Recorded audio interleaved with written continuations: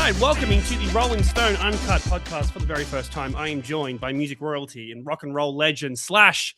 Slash, thanks for coming on, man. Yeah, no, it's good to be here. Yeah, rock and roll royalty, Jesus Christ. How are you going, man? I imagine that correct me if I'm wrong. You guys just wrapped up a few shows in Europe. You've probably got Yeah, a week off now before you kick off another run of shows in the US. How's it all going? yeah. Great. We just had an awesome tour in Europe. One of the most fun tours that we've had in Europe in a long time. And then we're gonna, I mean, we always have a good time in Europe, but this was a really especially good time. And then we're about to kick off a US tour in a week, Mhm. and looking forward to that. And then after that, then we start heading in your direction. Yeah, nice. Okay, well, do I get to be the very first then to say happy birthday in a week? Or Yeah. 9 days away, actually, as we record this, right? 9 days, yeah, yeah, yeah. Yeah, well, thank you. Um, yeah, it's coming. I wasn't even thinking about it, but there you go. Well, it'll be. I was going to say you could have celebrated in Paris, but I think you're kicking off the tour in North Carolina next week. That's what you'll be Yeah, for. so it's gonna be in North Carolina. Yeah. Yeah, nice. Okay, it's funny to think like as I was kind of getting ready for this interview and talking about these new shows, it didn't even occur to me that the Guns N' Roses reunion kicked off 10 years ago. I know, isn't that Like, crazy? I is mean, is, is that wild to think? Because again, like, and you've done about this is your fourth world tour in that time. I wasn't really counting, but I know we've been doing a lot of touring, and we've been around. We've traveled around the planet a few times, but the 10 years, that actual fact that that amount of time had gone by, it didn't occur to me until earlier this year or the beginning of this year when looking towards April, and I realized April 1st will be 10 years, and it was hard. I had to look in my calendar and just do the math. Is like because Mm, it's gone by so fast. But it's been a great 10 years, I have to say. You're talking to somebody who had no inclination of rejoining the band, and there was nothing in the cards about that happening.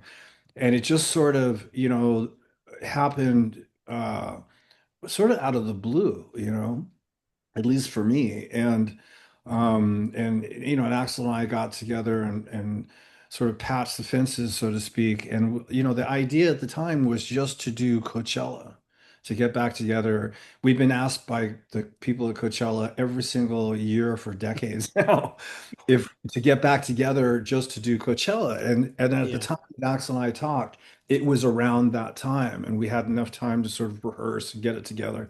And so that was the idea. There was no sort of vision of going on for a world tour and all that kind of stuff. But we had such a good time doing Coachella and a couple dates around it, warm-up dates, the Troubadour and in Las Vegas, and mm, I think a show in Mexico or whatever.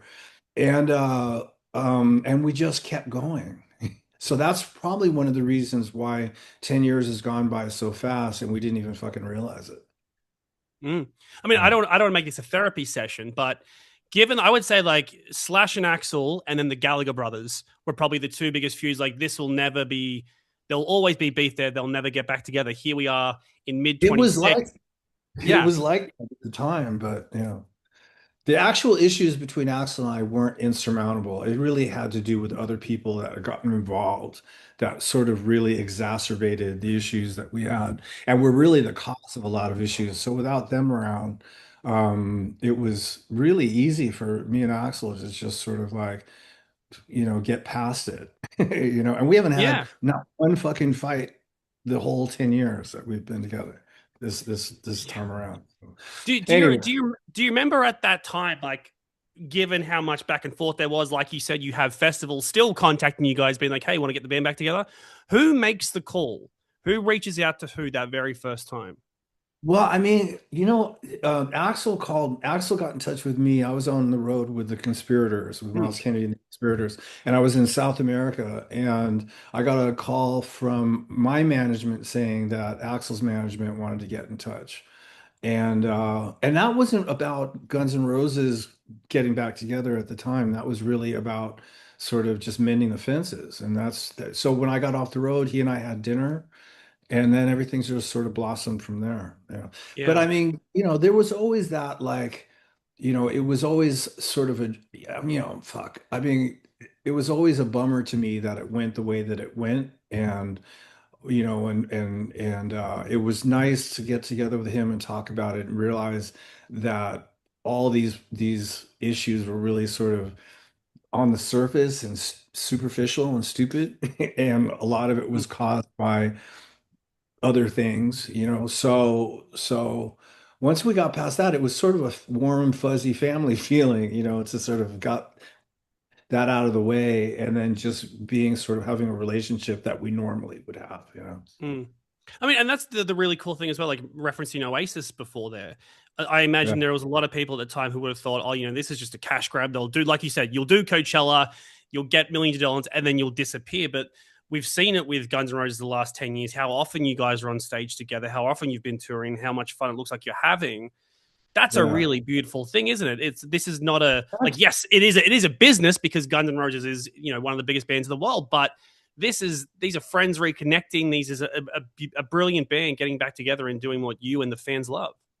It's always been about the music and about having a good time jamming and granted, yeah, it's a business. When we're out there, there's plenty of people in the peripheral that are thinking of this as a business, but as a band, we just like to play and we have a great time up there doing, and every time we set foot out on stage, it's that night, it's all about that moment, Mm, and what we're doing in that many hours that we're up there. And that's the motivation for everything, so, but then, that said, we've been really, really fortunate that we've had fans that have been really supportive and loyal and stuck with us through all this stuff, mm, and we got when I got back into it and Duff got back into it, they were so many. I mean, it was embraced in such a huge way globally, and then showing up to all the shows and really just sort of providing the foundation for us to be able to do what we do. So it's really a wonderful thing. I think we're really lucky to have. I'm curious, what does backstage look like these days? I mean, it's always wild to me to think. Apparently, Metallica, they have a prop because obviously they're playing stadiums like you guys, so they'll have a locker room to themselves. They're literally recording music. They'll have a studio set up in the locker rooms ready to go. Do you guys have Yeah. a similar vibe? Is it very much a you'll show up to the venue 10 minutes beforehand, do a quick womp and go? What does it look like these days? It's like we get we get there early and sound check pretty much without fail, and we jam some stuff at sound check, and then after that it's just waiting for the show to happen. So Mm, I think we all do a lot of writing, but we haven't set up a room and go in there and jam and do that whole kind of thing. But we do a lot of writing. I do a lot of writing and recording on mm, my own in the room, and then we sort of get together and jam it out at sound check the next day or whatever. mm. So that's how that works. There's not really much to be said about backstage at a gun show. It's really about sort of we just get there and then hurry up to just get on stage. There's not really that much happening prior to the show. It's sort of boring waiting for it to happen. And then after the show's over, pretty much everybody jumps in a car and splits and goes back to the hotel. I like to hang around the venue, so I'm usually the only one there after the show. And I might see some people and hang out a little bit, but for the most part, it's really, playing and what it takes to get up there and do it, and then what it takes to wind down afterwards and get to the next city or whatever it is and do it again. Yeah. I mean, for you as well, a solo musician, but just as a songwriter as well, I'm curious, thinking back to rekindling your friendship with Axl and when the talk comes of maybe getting the band back together, was there a point in the conversation when you said, I can't do guns if I can't do my outside stuff. So you think, again, in this 10-year period, you've released 2 albums with the Conspirators, you released Orgy of the Damned in 2024. Like, you've done a lot of shit outside of guns in this period. I'm a How busybody. important is that stuff to you to keep being a vital member of guns? I think it's one of those things that I learned after all the different experiences from 1985 all the way up to 1995. And then everything I went through after that is basically just to keep myself out of trouble. I just keep busy.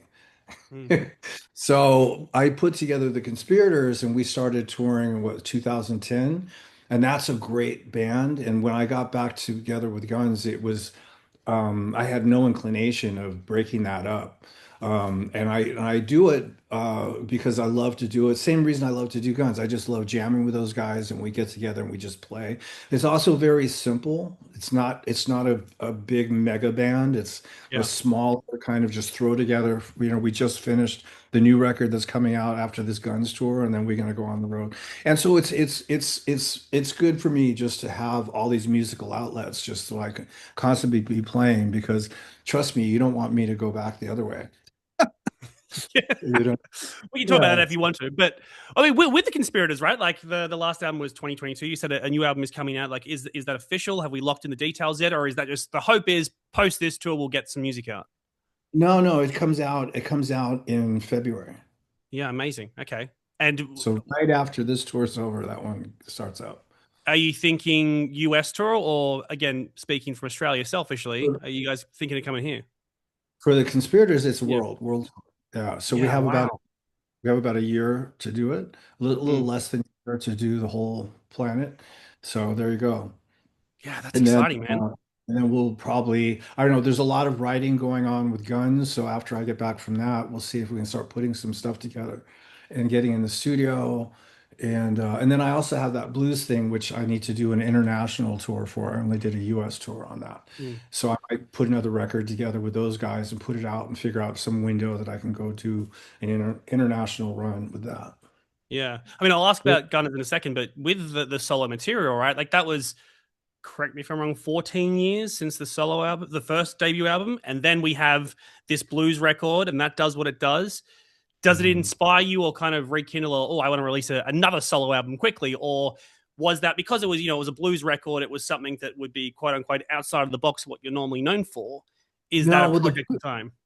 the blues record really, I mean, it's a long story. Mm, When I was out of Guns back in the pretty fresh out of Guns back in 1995. I had Slash's Snake Pit, right? And mm-hmm. I did a couple, and then in between Slash Snake Pit tours, I was doing a lot of jamming in bars with a lot of blues people.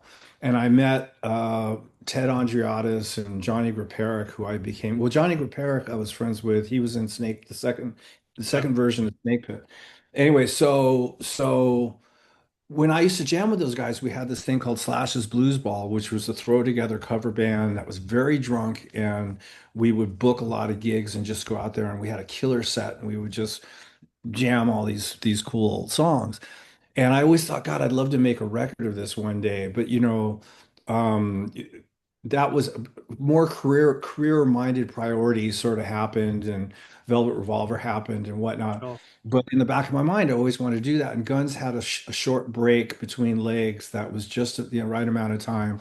And I thought, I'll call Teddy and Johnny up and finally go in the studio and record that blues record. So that's what we Mm. did. And it was a Yeah. blast. But it's mostly again, it's just for the fun of doing it. That kind of reminds, like, that's almost identical to what Flea said about making that jazz album he just released, which was, I've always loved jazz. I've always played jazz, but the monster that was Chili Peppers just took up all my Yeah. time. And once he finally got a window, he thought, I got to do this now.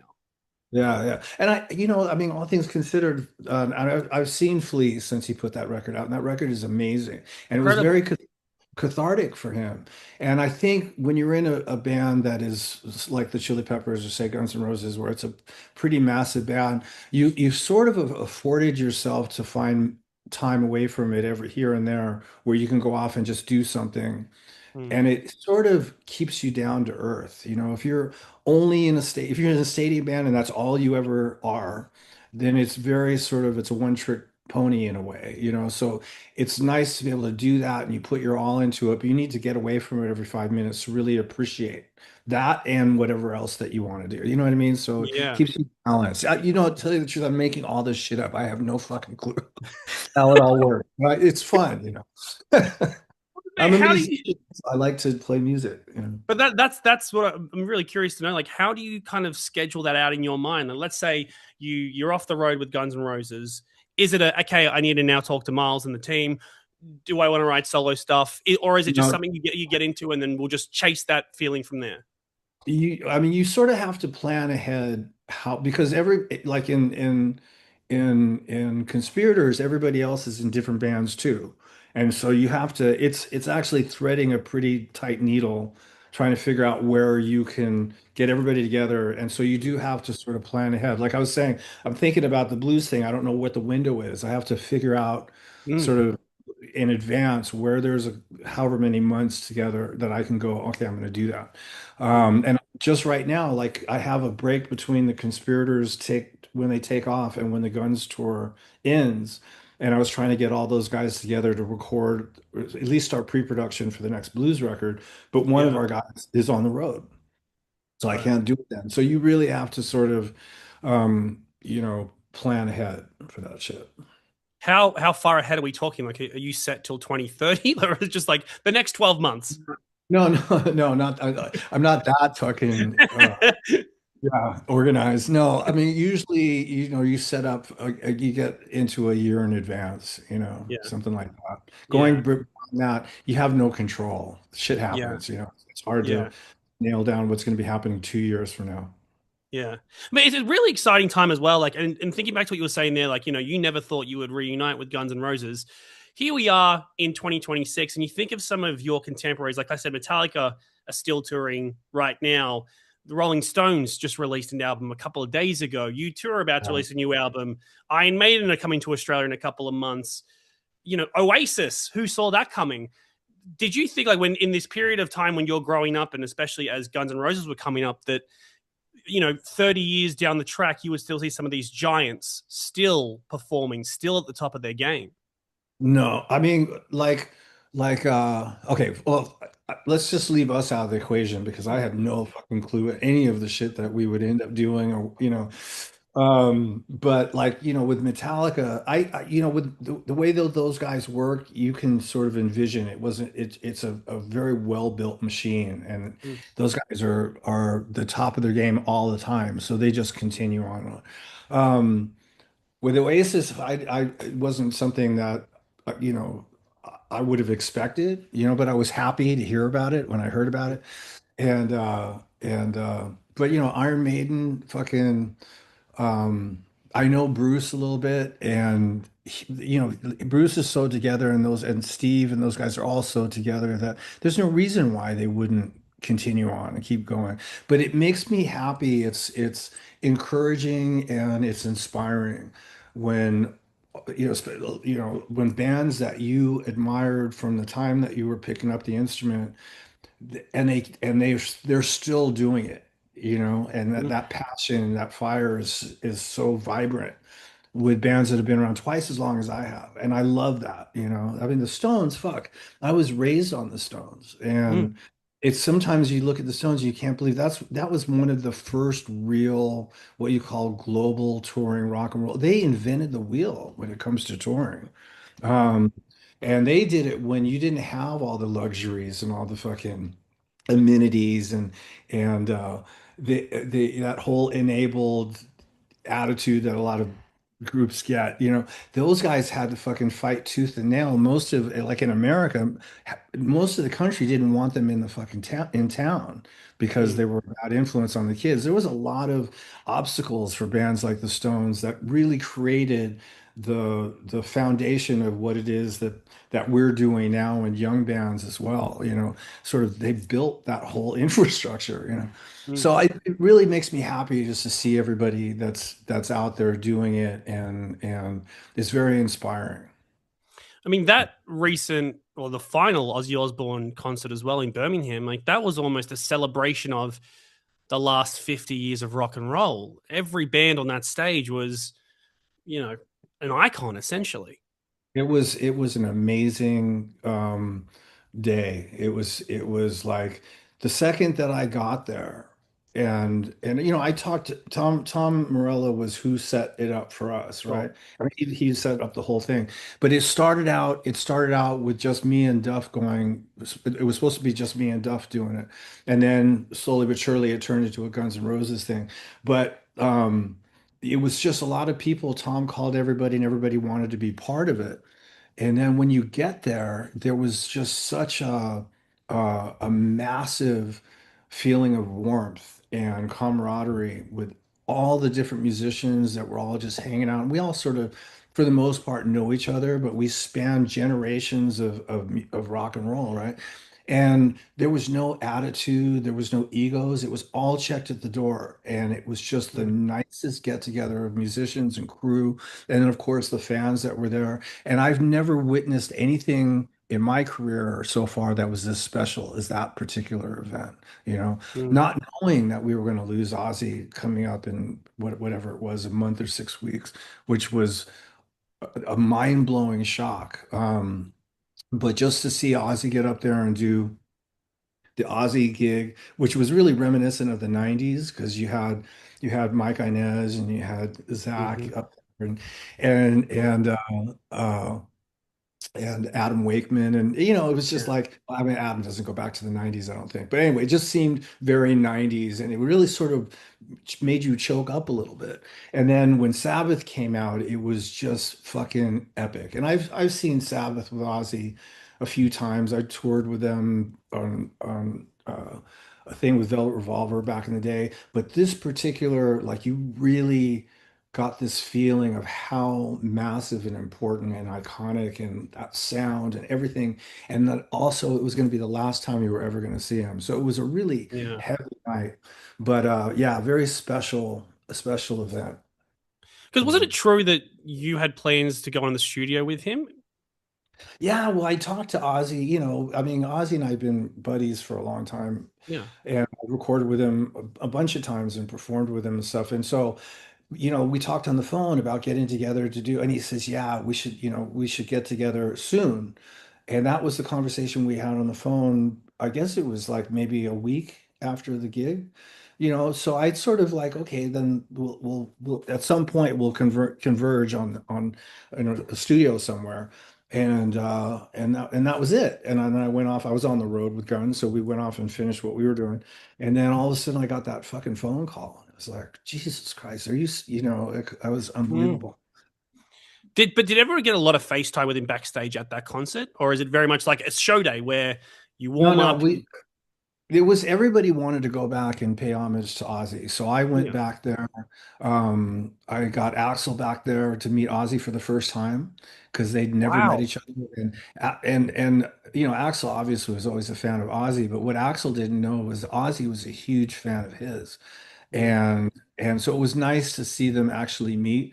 But then I was leaving the venue and I saw Hetfield walking in. He goes, I'm on my way to go pay my respects to Osmond, you know? And so everybody was going backstage. So, I went back to say, make a point to say hi to Tony, who's one of the most wonderful people in this business. And it was like that. It was, so everybody went to get us some time with Ozzy. Still, again, not knowing that was going to be the last time we were going to see him. Of course. Yeah, it's wild. I mean, like, and some of those younger acts as well that play on the day, like, with the power of hindsight now, say 25-year-old slash playing a festival or an event like that, and some of your heroes been around. Is there anyone that you're looking at now thinking they either need the rub of the green and people need to be paying attention to them, or they will be the Metallicas and the Guns N' Roses in 30 years' time? Like, their staying power will be so deserved. In the rock business, it's really hard to say, Mm. because like nobody could see that coming for most of the bands we're talking about that actually ended up being really huge. Like even AC/DC is one of my all-time favorite bands. I remember in 1978 getting turned on to AC/DC, and I had no idea, as great as they were, that they were going to be the AC/DC that we have today, like Mhm. this band.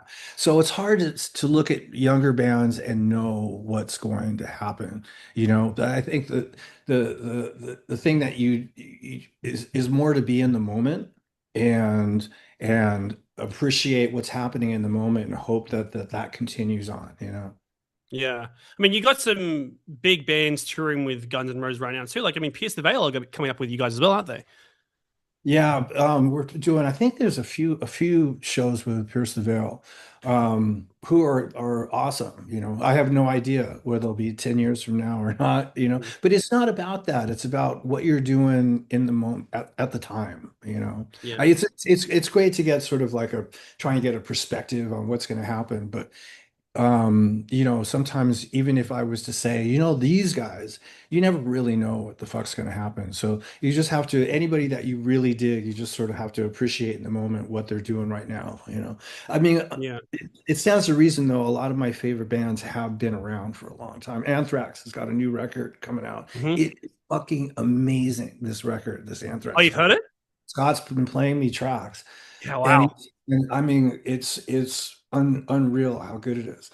And that's a band that was around before, Guns started, but they're still going and they're just really, really good. There's not too many young bands I can think of that have the kind of power that these recordings have. So that's what I mean. So it's hard to tell where really good bands are how they're gonna blossom and turn into something great. Yeah. Gojira was one of those bands, though, man.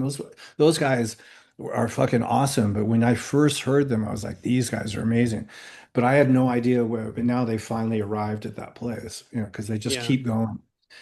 Perseverance and tenacity, the staying power to be able to do this for a long period of time, keep your band together, keep your head together, fucking, and endure is a lot to expect from young bands because it's a lot, man. Mm, mm. Well, I know we have to wrap up shortly, and I promised I wouldn't ask this question, but you alluded to it earlier, so I have to pry now. New Guns N' Roses music, because we've had some drip fed, well, we've been drip fed songs throughout these last couple of years. Atlas and Nothing in particular. Jesus Christ, man, I feel like you guys have tapped into something really exciting here. Well, I Is mean, there? Oh, go ahead. yeah, it's gonna. I feel like the town crier. It's gonna happen. I just don't know when we're gonna. It's getting closer and closer. Like we were in the studio recently. So when we're gonna lock down and go, we're actually making this record and getting into that whole process. But there's so much cool shit we've been doing.